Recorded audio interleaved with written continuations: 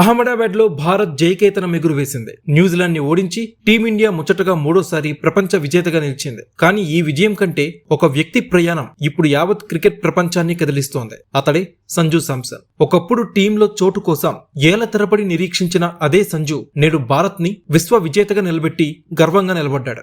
Knockout మ్యాచుల్లో వరుసగా 3 half సెంచరీలు కొట్టి తనేంటో ప్రపంచానికి చాటి చెప్పాడు. టాలెంట్ ఉంది కానీ నిలకడ లేదు అనే విమర్శలకి తన బ్యాట్ తోనే నోరు మోయించి player of the tournament award ని సగర్వంగా అందుకున్నాడు సంజు శాంసన్. విజయం తర్వాత సంజు మాటల్లో ఆనందం కంటే భావోద్వేగమే ఎక్కువ కనిపించింది.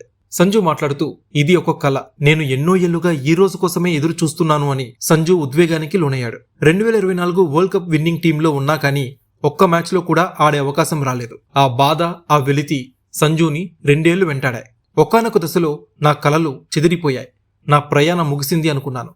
కానీ దేవుడు నా కోసం అంతకంటే గొప్పగానే ప్లాన్ చేశాడు అని Sanju Samson post match presentation లో పేర్కొన్నాడు. సంజు శాంసన్ ఈ మెగా టోర్నీలో ఇలా విశ్వరూపం చూపించడం వెనుక ఒక దిగ్గజం కూడా ఉన్నాడు. అతనెవరో కూడా Sanju Samson post match presentation లో చెప్పాడు. ఆయనే క్రికెట్ గాడ్ సచిన్ టెండూల్కర్. సంజు శాంసన్ మానసికంగా కుంగిపోయినప్పుడు సచిన్ అండగా నిలిచారు. గత 2 నెలలుగా సచిన్ టెండూల్కర్ ఇచ్చిన విలువైన సూచనలు, సలహాలు, ఆ మానసిక ధైర్యమే నన్ను ఈ స్థాయిలో నిలబెట్టింది అని మ్యాచ్ అనంతరం సంజు శాంసన్ సచిన్ కి కృతజ్ఞతలు తెలిపాడు. సో ఫైనల్లీ సంజు శాంసన్ కథ నిరీక్షణకు దక్కిన ప్రతిఫలం. ఓర్పుతో ఉంటే ఏదైనా సాధించవచ్చు అని నిరూపించిన యోధుడు సంజు. మరి ఈ ప్రపంచ కప్ లో సంజు ఆడిన వీరోచిత ఇన్నింగ్స్ పై మీ అభిప్రాయం ఏంటి? కామెంట్ సెక్షన్ లో పంచుకోండి. Subscribe to One India and never miss an update.